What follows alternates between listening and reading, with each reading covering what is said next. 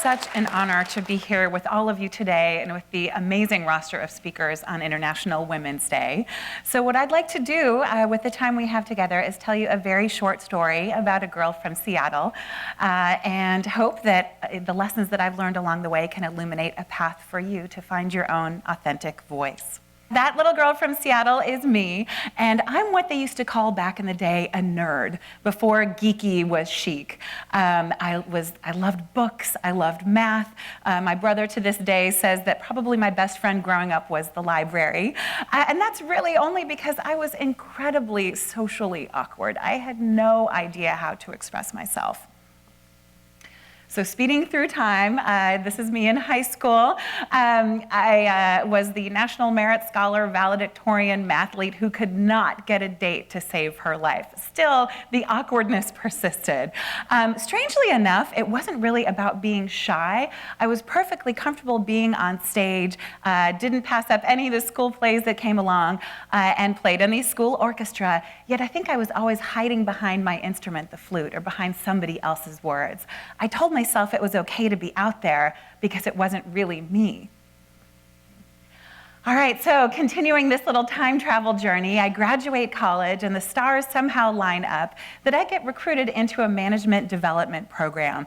I was working for an industrial supply distribution company and then learned more than I ever thought possible about socket head cap screws and logistics.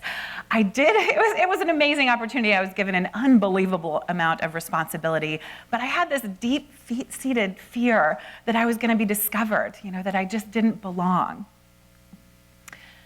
So at the age of 22, I was managing a group of people, most of them men, most of them who had been doing their jobs for as long as I'd been alive.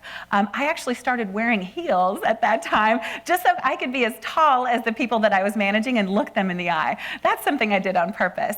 What was less purposeful and what happened over time that I realized is I started adopting the speech patterns, the vocabulary, the cadence of the men around me. I didn't even sound like myself. I just wanted to fit in. All right, so now what I'm about to tell you is that a decade ago, when I moved back to Seattle, karaoke changed everything for me. It unlocked a path to a career that I really feel is feeding my soul. And I'm not going to say that this is your path, but again, if I can do it, anybody can do it.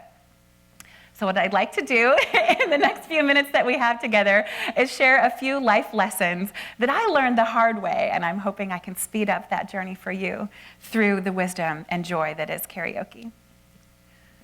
All right, so this is a pretty simple three-step process. What I realized long ago, the very first step is to just get over yourself. What I learned at the Temple of Karaoke, Busch Gardens in the International District, that there's really there's really two kinds of people in this world. There's your friends, the one who loves you, they love you already, no matter what you do, they'll always have your back. And then there's everybody else, the people who don't know you, it turns out they really don't care, and that's great news. You can just put yourself out there. So here's this story from my own personal life, and Pamela may remember this from a couple of years ago. I was at a big breakfast event introducing a major speaker and absolutely flew my remote right into the bagel and schmear of this poor woman in the first row. But the good news is I just didn't let it bother me. I think the only person affected by it was that bagel. Nobody else really cared. And so the message here is mind over matter, right? If you don't mind, it doesn't matter. So just keep putting yourself out there. All right, step 2. This is about finding yourself. After, just allowing yourself to put yourself out there, finding yourself. Now, with karaoke, it's been kind of a long journey to find my song. And what I've learned is that when you're selecting your song, that is the most important thing, song selection. It's about knowing what your vocal range is and understanding a little bit about the audience. But when it comes to finding your range, here's a little tip for you, maybe future karaokers out there. Don't pick a song that you want to listen to. Pick something that you can actually sing. So I might be in the mood to listen to ABBA's Dancing Queen, but I have absolutely no business singing that. I will say in my own range, Adele is kind of more my flavor. So in terms of finding your song, the only way you can really figure that out is to try just about everything. A good girlfriend of mine calls this karaoke, where she forces me to pick a new song that I've never done before every time we go out. And that's the only way you can expand your repertoire and figure out what it is you want to do. And so as I gained this confidence and this experience through karaoke, I actually up and quit my corporate career of 10 years, went back to grad school, and ultimately put myself on a path that I was passionate about. So it was about taking chances, being willing to be open to serendipity, and finding that song for yourself. All right, here's the last step in the process once you've found yourself, is just expressing yourself. So along my karaoke journey, I found that Aretha Franklin is one of my own personal favorites, but I would be crazy to beg any direct comparisons to the Queen of Soul. So when I do my favorite song of hers, Never Loved a Man, a little-known favorite of mine, I don't do it like Aretha. It's inspired by Aretha. It's infused by Angeline Ball here. But at the end of the day, if I do it my way, nobody can say, that's a terrible Aretha. I just try to be my best Rebecca.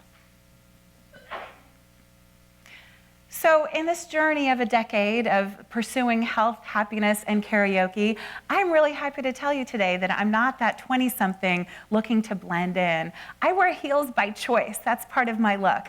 My expressions are my own. I talk with my hands. I laugh a lot. I have absolutely no poker face, and I bring that both to the karaoke bar and to the boardroom. What you see is what you get. And that has enabled me in this journey to sometimes get up the courage to sing Aretha Franklin in front of 100 perfect strangers. Take it away.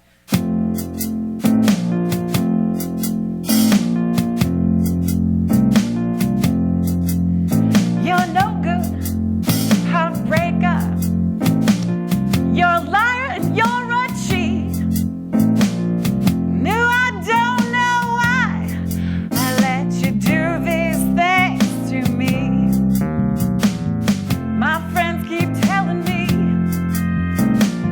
that you ain't no good. Oh, well, but they don't know that I would leave you if I could. I guess I'm not tired, and I'm stuck like glue, 'cause I never